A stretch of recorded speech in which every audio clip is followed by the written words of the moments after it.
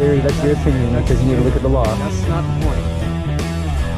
Hey guys, welcome to FZing Crazy. Be sure to hit that like, share, and subscribe button. It helps the channel greatly. Be sure to also hit the bell notification for future posts. What organization are you with? Your mama. It's not an organization. What organization? Oh, she's a big organization, I'll tell you. What's going on, guys? That outro montage comes to us from FZing Crazy Auditor. That's his channel right there. His link will be in the description. Go on over there and tell him Disorderly Product News sent you. Don't meet me there, beat me there. I'll see you in the comment section. Anyways, this video has to do with cops trying to intimidate you. There's 3 things I've noticed that police officers will try to do when they're trying to intimidate you. A, they will take out their phone and start recording you. Always in landscape mode. They'll do that for about 10 or 15, 20 seconds, and they'll be like, why am I doing this? Who am I going to show this to? This doesn't make any sense. And it's not working. I don't mind you recording me. In fact, 99% of the time you have a body camera on, so I don't know why you're taking out your phone. The second thing they'll do is they'll say something personal about you. They'll say, oh, where's your red Mustang? Or, hey, what's up, Bob Smith? They'll say your name or something particular to let you know that they know who you are. My God, I got 17 million views on YouTube. I should hope you know who I am by now. FZing Crazy's got 3.79 thousand subscribers. That's a lot for YouTube. Most people never make it past 100. And the third one is, let me see your ID. Everybody knows that one. Let me see your ID. I need to know who you are. I got called out here. A multitude of reasons why they need to see your ID. All except the legal ones. Anyways, let's watch this video by FZing Crazy, where the police try to intimidate him by using one of those 3 things I just mentioned.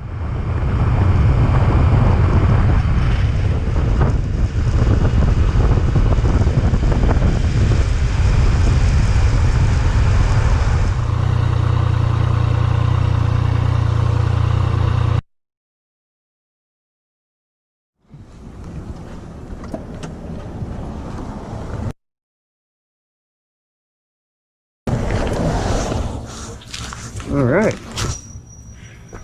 Have ourselves a show.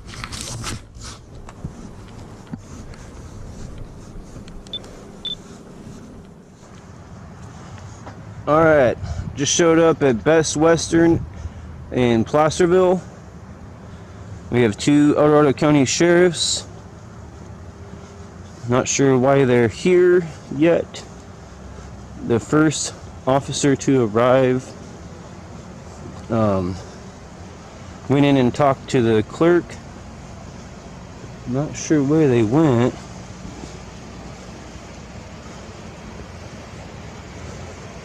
Maybe up there. Maybe over here.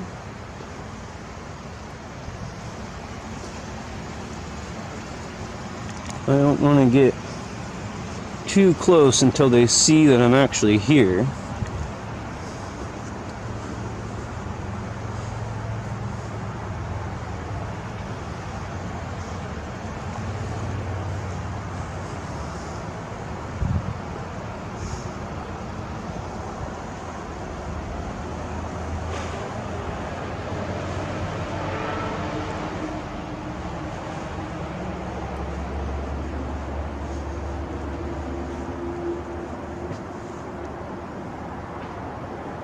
Probably has something to do with the homeless loitering or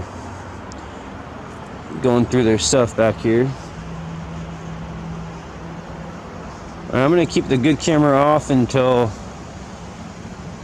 I see these guys.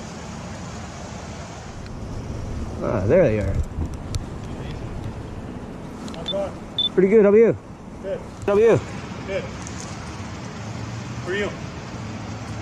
No one. Who are you? What's going on?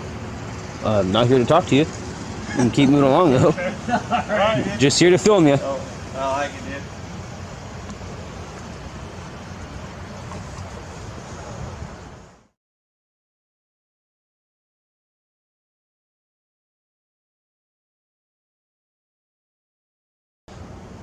When they start walking back, I'll search their vehicles, make sure they don't have any illegal narcotics with them in plain view.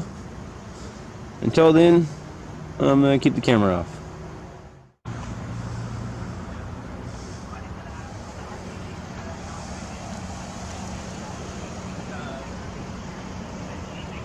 So now what F-Zing Crazy is doing, he's going up to the car and he's looking inside it from a public vantage point.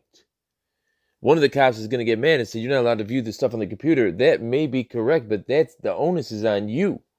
The onus is on you to close that and not make it accessible to the public. Anybody walking by and looking in your window can see that. So the onus is on you, not on the person walking by. Oh, I'm walking by your car, I looked in the window, oh, got arrested. Shouldn't have looked in that window. Does that even make sense?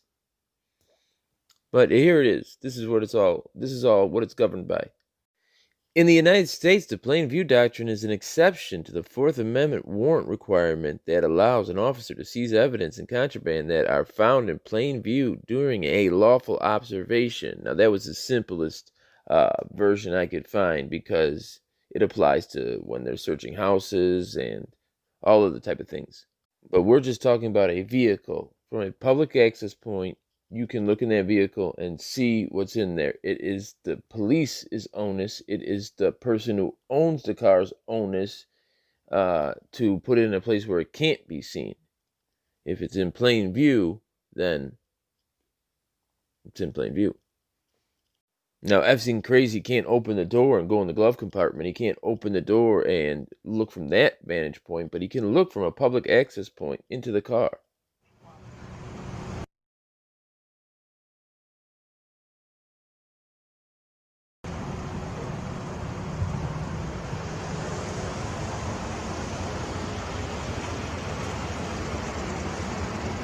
Cody, step back, please.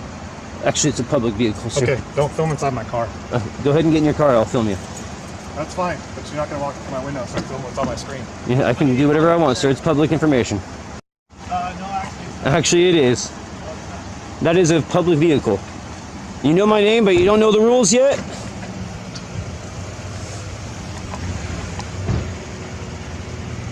Thanks for the screenshot, prick.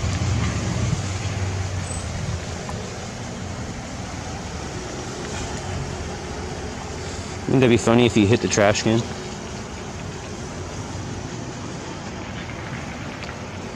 Attempted intimidation. What's your name and badge number since you'll engage? Cody, have a nice day, what's okay? your name and badge number? Deputy Wrath, have a nice day. And badge number? 844. This is an extremely important point right here. Always make sure you get their badge number, their star number, their pension number, whatever number is associated to them, which that department calls it. That is the most important detail to get. You see how he gave his name, but he didn't want to really give his badge number because his badge number 100% connects him to that person. You're not going to know how to spell his last name. You might not have heard it correctly. They just rattle it off. You know, I don't know how to spell it. You know, I didn't see, unless it's Smith.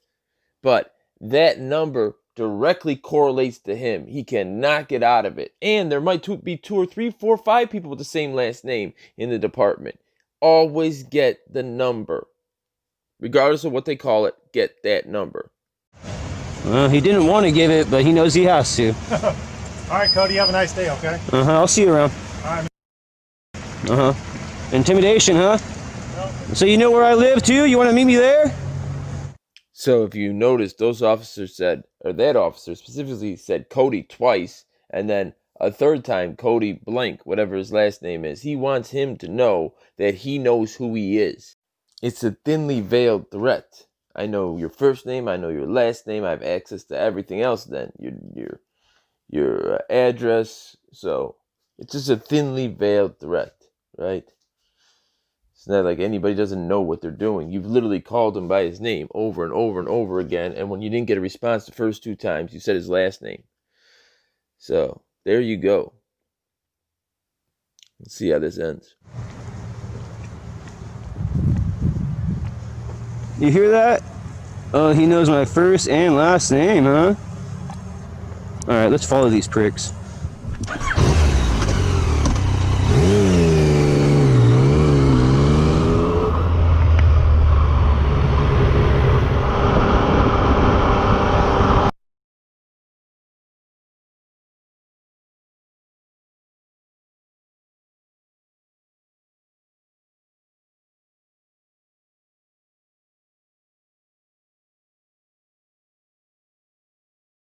So there you go, guys. It's perfectly legal to film police in the course of their duties. In fact, some people find it their responsibility.